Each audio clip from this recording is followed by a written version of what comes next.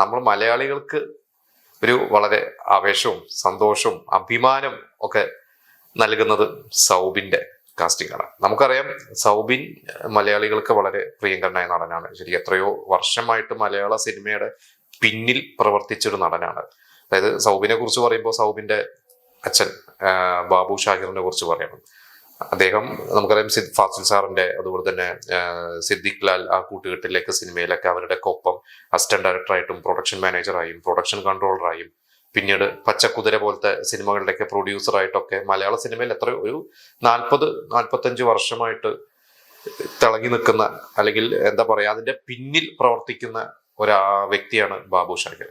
അപ്പൊ അദ്ദേഹത്തിന്റെ മകനായ സൗബിൻ കയ്യെത്തും ദൂരത്ത് സിനിമയിലൊക്കെ ജൂനിയർ ആർട്ടിസ്റ്റ് അതിന്റെ ഒരു അസിസ്റ്റന്റ് പോലെയൊക്കെ വന്ന് ക്രോണിക് ബാച്ചിലറാണ്. അന്ന് ക്രോണിക് ബാച്ചിലറൊക്കെ ഷൂട്ട് അടക്കുമ്പോഴൊക്കെ 18-19 വയസ്സുള്ളൂ സൗബിനെ.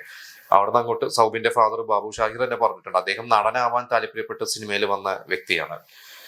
അങ്ങനെയാണ് അവസരമൊക്കെ തേടി വന്ന് ഇവരുടെ കൂടെ അസിസ്റ്റന്റ് ഡയറക്ടറായിട്ട് ഫാസിൽ സാറിന്റെ സിനിമയിലൊക്കെ പ്രവർത്തിച്ചത്. പക്ഷെ അദ്ദേഹത്തിന് ഒരിക്കലും ഒരു മുൻനിരയിൽ അല്ലെങ്കിൽ ഒരു താരമാവാനോ അല്ലെങ്കിൽ ഒരു താരമൂല്യമുള്ള ഒരു സിനിമാക്കാരൻ, നമുക്ക് അങ്ങനെ പറയാം, അതിപ്പോ നടനാവാം, സംവിധായകനാവാം, തിരക്കഥാകൃത്താവാം, ഒരു താരമൂല്യമുള്ള ഒരു സ്റ്റാർ ആവാൻ അദ്ദേഹത്തിന് സാധിച്ചിട്ടില്ല. പക്ഷെ അദ്ദേഹം സിനിമയുടെ ഒപ്പം തന്നെ സഞ്ചരിച്ചതാണ്.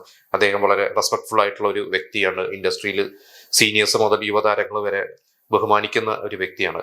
പക്ഷെ അദ്ദേഹത്തിന്റെ മകൻ സൗബിൻ ഇങ്ങനെ അസിസ്റ്റന്റ് ഡയറക്ടറായിട്ട് വന്ന് പിന്നിൽ പ്രവർത്തിച്ച് ജൂനിയർ ആർട്ടിസ്റ്റായി വന്ന് അന്നയും റസൂൽ എന്ന് പറഞ്ഞ സിനിമയിലൂടെ നടനായി വന്ന് പിന്നെ ഹീറോ ആയി, വില്ലനായി, ഇപ്പോ രജനീകാന്തിന്റെ ഒപ്പം നമ്മുടെ ലോകേഷ് കനകരാജ് സിനിമയിൽ വരെ ഇന്ത്യയിലെ തന്നെ ഏറ്റവും വലിയ സിനിമകളിൽ ഒന്നായ സിനിമയുടെ കൂലിയുടെ ഭാഗമായി മാറിയിരിക്കുകയാണ്.